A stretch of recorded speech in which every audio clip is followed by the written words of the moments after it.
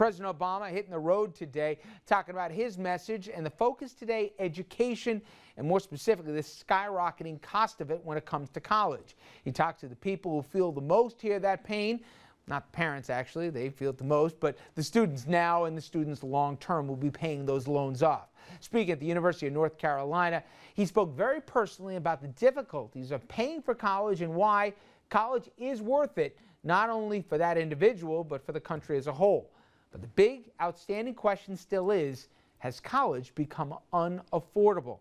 And joining us to talk about the cost of college and so much more here, Jeannie Zaino, Dean and Professor of Political Science from Iona College, Dominic Carter, political journalist and author, and our senior political correspondent, Andrew Whitman, who is spinning in his chair. All right, we're in first position here, everybody, with the latest. This generation's not getting off to the same start that previous generations because you're already loaded up with debt.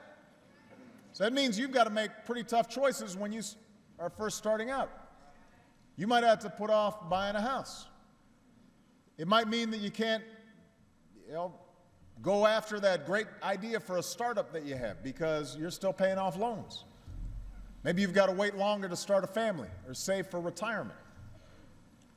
When a big chunk of every paycheck goes towards loan debt, that's not just tough on you, that's not just tough for middle-class families, it's not just tough on your parents, it's painful for the economy. Because that money is not going to help businesses grow. I mean, think about the sooner you can start buying a house, that's good for the housing industry. The sooner you can start up that business, that means you're hiring some folks, that grows the economy. And this is something Michelle and I know about firsthand. I just want everybody here to understand, this is not, I didn't just read about this. Michelle and I, we've been in your shoes. Like I said, we didn't come from wealthy families. So when we graduated from college and law school, we had a mountain of debt. When we married, we got poor together. But we only finished paying off our student loans. Check this out, all right? I'm the President of the United States.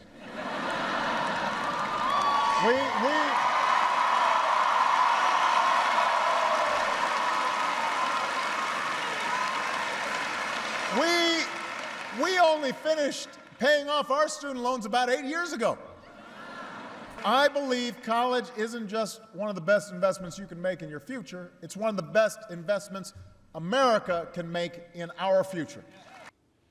The president obviously extolling the virtues of his plan to try and freeze the current interest rates on a popular federal loan for poor and middle-class students. It's all part of his try here to connect or reconnect with youth voters while highlighting the problems surrounding the increasing costs of college. Now, the issue, it's a big one for a lot of reasons, but most importantly because the rate is going to double from 3.4% to 6.8% on July 1st if Congress doesn't get involved here. Now, Obama says that allowing the interest rates to double this summer would hurt more than 7 million students. And this all comes in the backdrop of an increasing cost of college with arguably a decreasing payoff.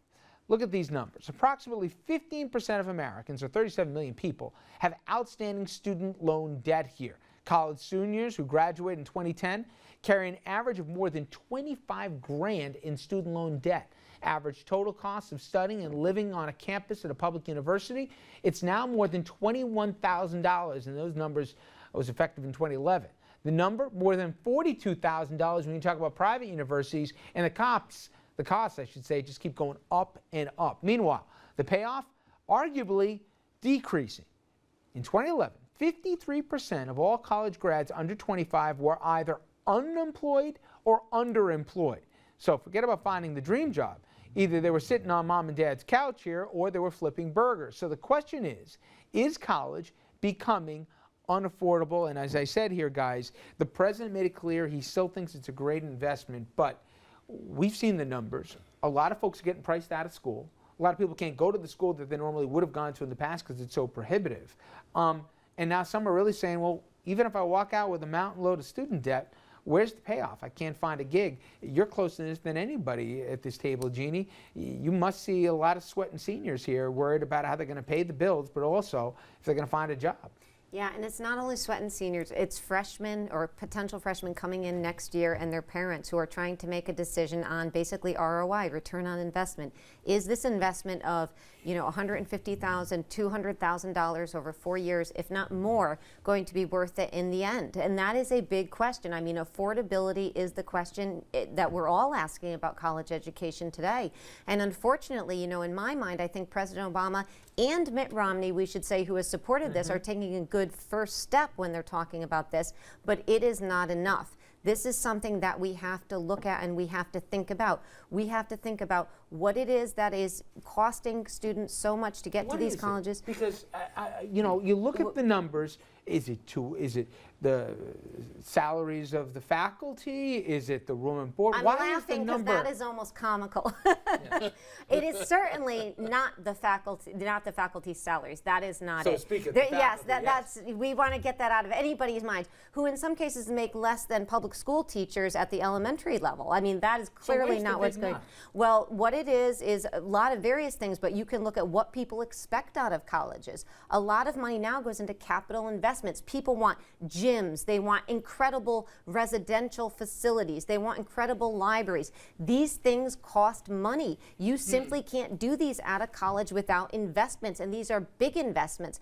And what you have to pay for these things. So it's not faculty salaries. It's not even, quite frankly, administrators' salaries or staff salaries. These are big investments out of what people expect out of college. So I think the real question here has to be, what do people want out of college? And quite frankly, who should be in college is another big question. I mean, it has come to the point where you have many people going into college and they have to ask themselves, are they going to get the return at the end that they have invested in this? Go ahead. What makes it so insidious is that it's not just the return on the investment. It's, if you want to keep all of your options open further on in life, you're almost required to get a bachelor's degree. You're almost required to get a basic college education.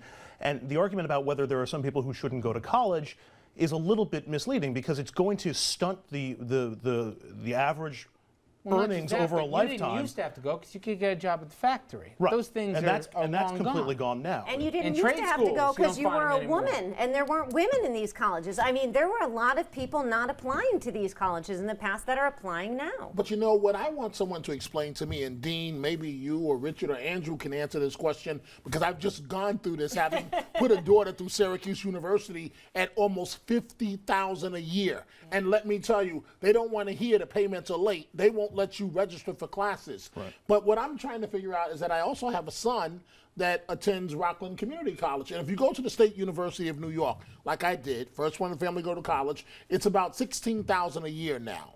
Syracuse is almost $50,000. And the private colleges, that's basically what they all charge, roughly. Why? What's the difference? Can somebody answer that for me? Yes, taxpayer money. Taxpayer money is paying the difference between public schools. I mean, we are paying the same thing for the public schools that we are for private schools. Clearly we are. It's all coming out of tax dollars. We help subsidize SUNY. We help subsidize CUNY if you're a city resident. So some of the dollars go there. But when you're a parent and you're trying to figure out what I thought was really remarkable in the last 4 years was how many kids went to community college that normally would have gone to a four-year college because they figured they'd save money for, in effect, 2 years of credits that they could apply most of, if not all, to a four-year institution because the cost of college was so prohibitive. We talked to a lot of folks at the community college level who were saying, we're getting students here that never came here before, and it had everything to do with dollars and cents, not the GPA. Yeah, and it's interesting what Andrew brought up before. You need a college degree to get a job. Well, that is something that speaks to a larger issue than anybody at colleges and universities today. That speaks to industry itself. Do you really need people to be trained? And if so, how?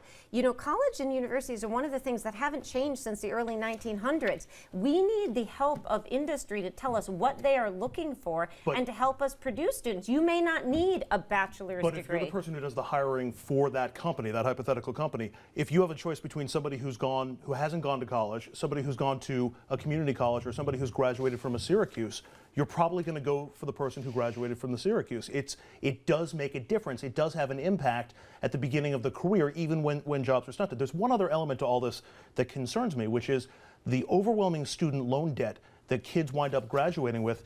That's like a burden on them from the moment that they come. that stunts initiative, that stunts innovation. You're not going to get kids, or you're going to get fewer kids who just graduate college who are going to start their own company or go into their own thing because they got to pay off these student loans. It really forces you to, find your place in the And if in the you don't workforce. pay it off, it messes up your Oh, gosh, your yeah. credit rating.